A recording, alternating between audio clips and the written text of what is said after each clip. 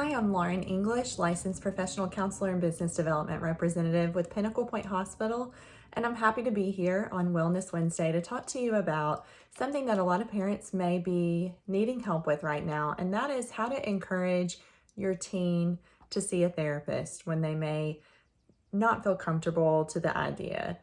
May is Mental Health Awareness Month, and as a therapist, I think this should be an awareness month every month, obviously, but especially right now with it being May, I wanted to talk to you about some of the latest statistics the CDC has provided us with mental health in teens. According to the CDC, more than 1 in 3 high school students have experienced persistent feelings of sadness and hopelessness in 2019, a 40% increase since 2009. And in 2019, approximately 1 in 6 youth reported making a suicide plan. In the past year, a 44% increase since 2009. We're probably just likely seeing the beginning of the impact of the pandemic on mental health for teens, which means we probably want to go ahead and prepare that those numbers are going to increase considering everything that we've all been through. But especially teens, it's a hard enough time being that age, and then throw a pandemic in there and it makes it even harder. So the fact that you're a parent and that you're watching this means that you care about your child's mental health and well-being. So I'm going to give you some suggestions that can open up the conversation to encouraging them to see a therapist if you feel that they may be needing that at this time. Number 1, I would say take the lead and go to counseling yourself.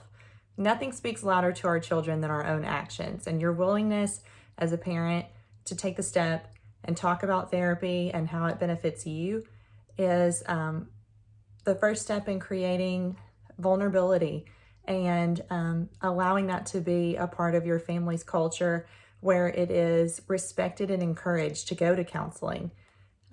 Being vulnerable doesn't mean that there's something wrong with you. It just actually shows that you're courageous enough to grow. We're comfortable with taking our cars in for a tune-up. We're comfortable with going to see our doctors for our yearly visits. Why would we not take the time to care for our minds? And number 2, I would say make therapy a family problem. Stay open to the idea that you as a parent may be contributing to some of the things going on with your child. After all, a lot of our experiences stem from our environments, and it's important that we be able as parents to see that we play a role in maybe some of the behaviors that are going on with your teen. Your humility and willingness to acknowledge that you might play a role in the problem can help the teen acknowledge that he or she may also play a role in the problem.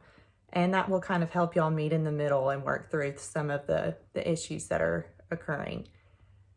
Number 3, and this is the last thing I'm going to say, is give your teen the ownership of the therapy process. Teens want to feel respected.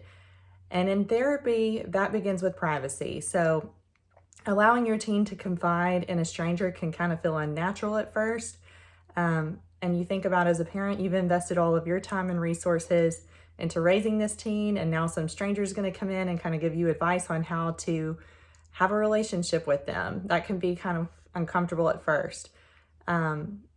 Just take the initiative, call maybe some of the prospective counselors in your area, give them an idea of what you're looking for and getting help for your child or teen, and maybe allow the teen to talk to them or just get to know them on the front end.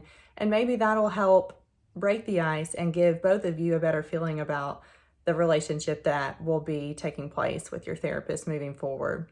Remember that confidentiality is a cornerstone of therapy. So anytime a therapist meets with your child, there's going to be confidentiality, making sure that nothing is said outside of the session that shouldn't be. Of course, there are always some exceptions to confidentiality, and your therapist and your child's therapist can talk to you about those.